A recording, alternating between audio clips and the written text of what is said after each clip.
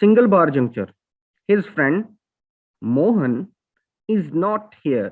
His friend, मैंने pause लिया, मोहन मैंने पॉज लिया, इज नॉट हियर मैंने पॉज लिया, तो इसको कहते हैं सिंगल बार जंक्चर।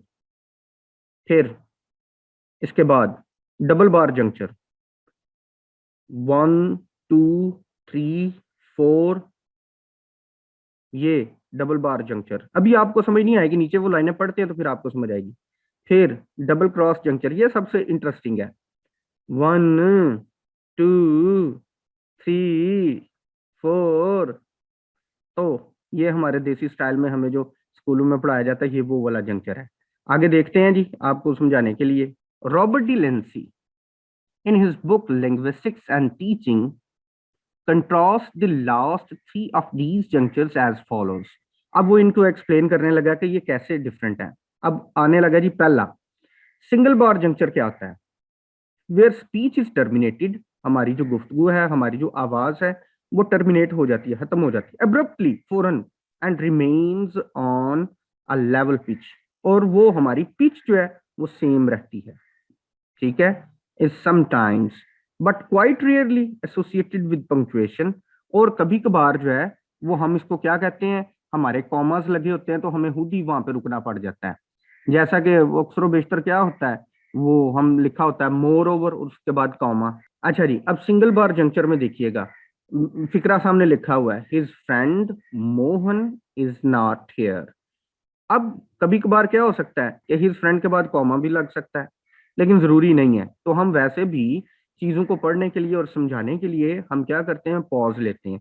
तो ये वाला पॉज जो है वो सिंगल बार जंक्चर होता है। For example, his friend Mohan is not hair. अच्छा जी, उर्दू की एग्जाम्पल।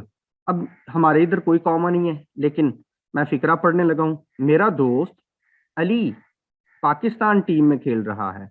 मेरा दोस्त अली पाकिस्तान टीम में खेल रहा है, अब ये भी है। लेकिन जब हम सिंगल बार जंक्चर में बोलते हैं तो क्या है, मेरा दोस्त अली पाकिस्तान टीम में खेल रहा है, तो इसको बोलते हैं single bar juncture. In double bar juncture raising terminal juncture, तो रेजिंग, हमारी पिच जो है वो रेज करेगी, हमारी आवाज ऊपर की तरफ उठेगी, लेकिन बाद में वो टर्मिनल हो जाएगी। The voice is less sharply, कम तेजी के साथ, कट ऑफ, रुक जाती है। And there is a rise in pitch, pitch में राइज होता है बिफोर द पॉज, पॉज से पहले।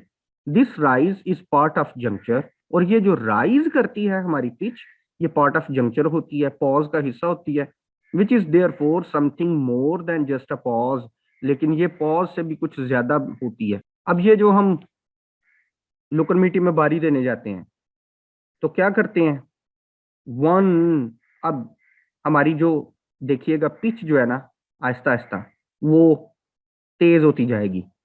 1 2 3 4 5 6 7 8 9, तो ये डबल बार जंक्चर है। अब ये डबल बार जंक्चर में क्या हो रहा है, ये वो बता रहा है। फिर in double bar juncture a rising terminal juncture, rising terminal का मतलब क्या है, एंड पे, यानी हमारी साउंड के एंड पे, टर्मिनल पे ये आवाज को राइज कर रहा है।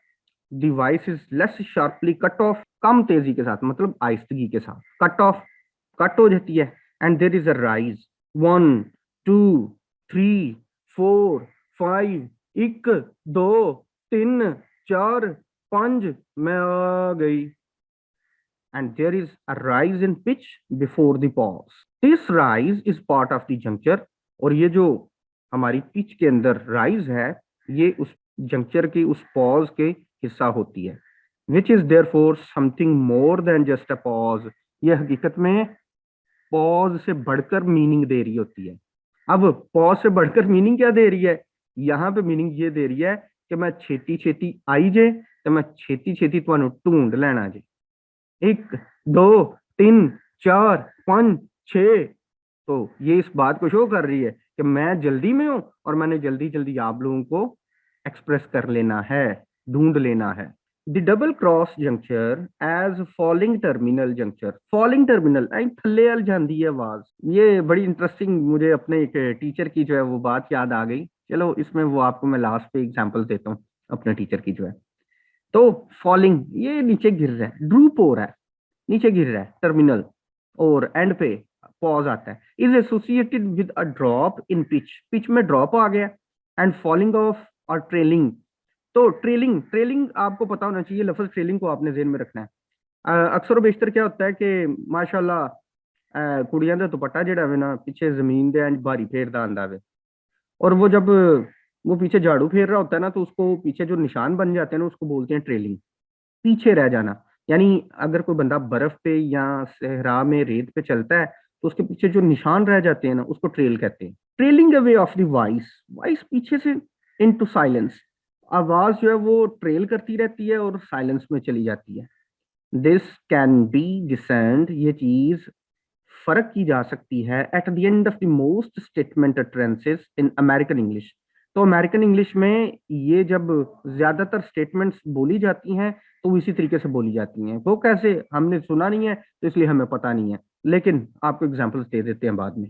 And is typically associated in written English with some form of end punctuation. तो एंड पंक्चुएशन से हमें पता चलता है। खैर छोड़े इन बातों को, हम एग्जाम्पल की तरफ आते हैं। अब डबल क्रॉस जंक्चर में क्या है, 1 2 3 4, दो एकम दो, दो दूनी चार, दो तिया छः। अब क्या है कि फॉलिंग टर्मिनल, तो फॉलिंग टर्मिनल इसमें हो रहा है द डबल क्रॉस जंक्चर के अंदर, as falling terminal juncture is associated with a drop in pitch and a falling off or trailing away of the voice into silence. तो फिर silence के अंदर आवाज चली जाती है।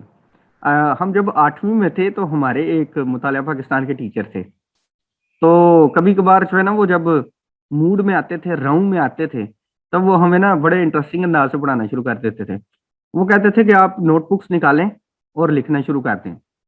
अब वो मुतालिया पाकिस्तान है, और मुतालिया पाकिस्तान में वो पाकिस्तान की आबादी वाला चैप्टर पढ़ा रहे हैं।